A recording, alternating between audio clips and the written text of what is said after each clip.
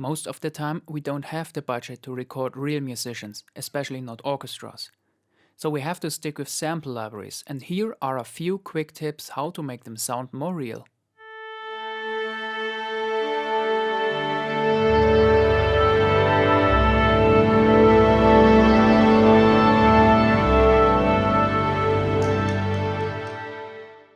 The obvious way is to get the best samples, but we are limited by the market and what you can actually afford. So let's work with what we have. What is realism? First, the human factor, the variations, noise, and even errors. Second, the performance, which brings life into the written notes. And third, the authentic sound of a real recording. Many libraries offer microphone positions that resemble the setup in a scoring stage.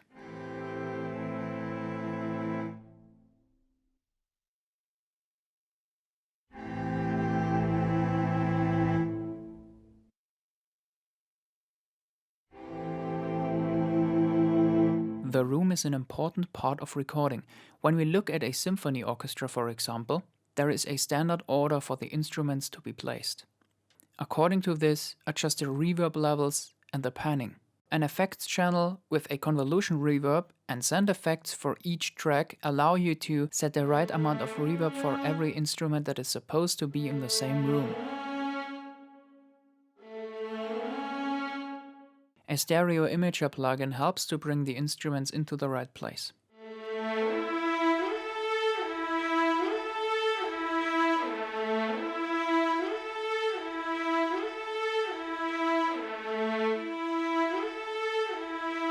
Normal panning only changes the levels of left and right channel. Other plugins, like the virtual soundstage, go into more depth for placing instruments inside a room. Using the EQ also brings an instrument closer or more far away. The various mixing techniques can fill another video on its own. When composing with samples, you also sculpture the performance. In order to get a feeling for this, listen to music closely, attend concerts, and meet up with real musicians or even play an instrument yourself. In the end, it's all about the details. Use the full range of dynamics and expression and utilize the various articulations and legato types. Learn more about the instruments and their effective range. String instruments, for instance, can't play vibrato on the lowest note. Some keys on woodwinds are more difficult to play than others, and playing very high notes on brass needs a certain level of skill.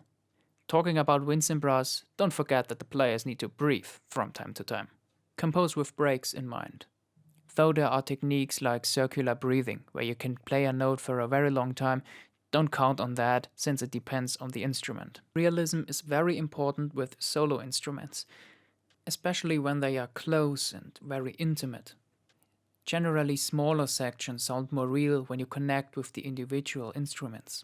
Recording a very big orchestra in a clean way can even result in a sound that doesn't feel real anymore.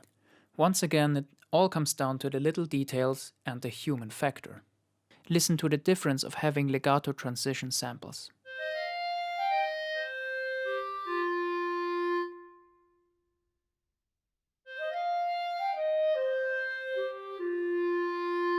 Variations are a big part of the human factor. A note never sounds exactly the same. That's why libraries have several recordings of the same note, called round robins. Sometimes cycling through those round robins results in a repeated pattern. When you listen to recordings, you can always hear the room noise sounds from the players, the chairs they are sitting on, their instruments. You hear them breathing. Some libraries even contain these kind of sounds. Here you can dial in the amount of mechanics you want to hear from the clarinet.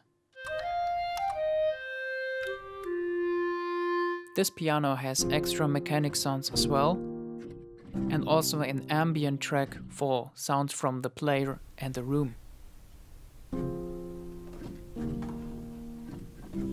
And the guitar also has a lot of these side noises from the strings and from the frets. To get a really intimate sound, try to use the lowest velocity layer possible and put that up in volume.